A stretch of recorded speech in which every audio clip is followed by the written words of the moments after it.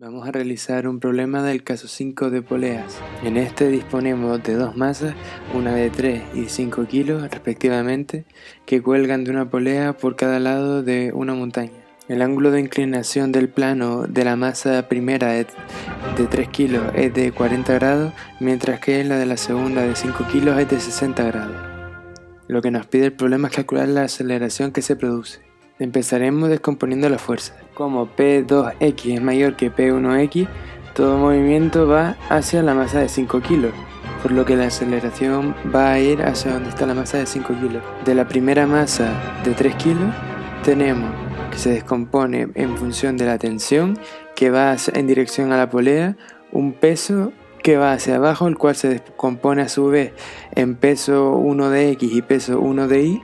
El peso 1 de x va en dirección contraria a la tensión y el peso 1 de y se coloca perpendicularmente en función al plano inclinado, mientras que la normal se encuentra en dirección contraria al peso 1 de y. La fuerza de rozamiento en este caso está en la misma dirección que el peso 1 de x, debido a que el movimiento se produce hacia la masa de 5 kilos, por lo que se desplaza la masa de 3 kilos hacia el lugar donde está la tensión. En el caso de la masa de 5 kilos tenemos la tensión que va en dirección a la polea, un peso 2 que es el peso de la masa de 5 kilos, que se descompone a su vez en el peso de 2x y peso de 2y.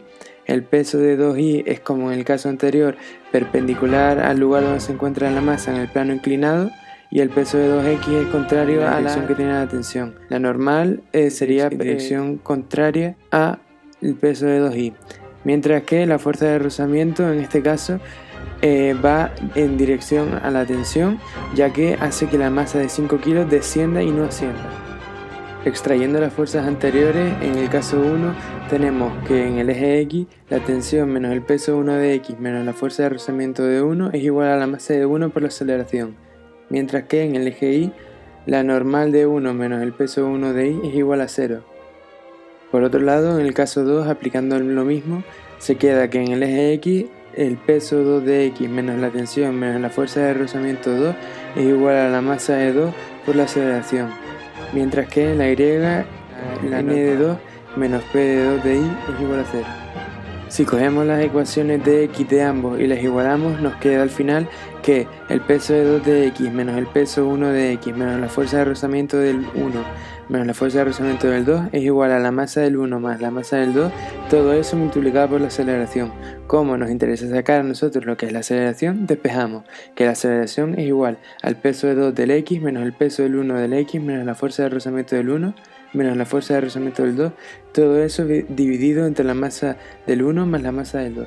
Para calcular la aceleración tenemos que saber cuánto valen los pesos y las fuerzas de rozamiento, por lo que empezamos a calcularlas. El peso de 1 de x es igual al peso del 1 por el seno de alfa. El peso 1 de y es igual al peso de 1 por el coseno de alfa. El peso 2 de x es igual al peso de 2 por el seno de alfa. El peso 2 de y es igual al peso de 2 por el coseno de alfa. A su vez, la fuerza de rozamiento es el nu por la normal, siendo el nu 0,2.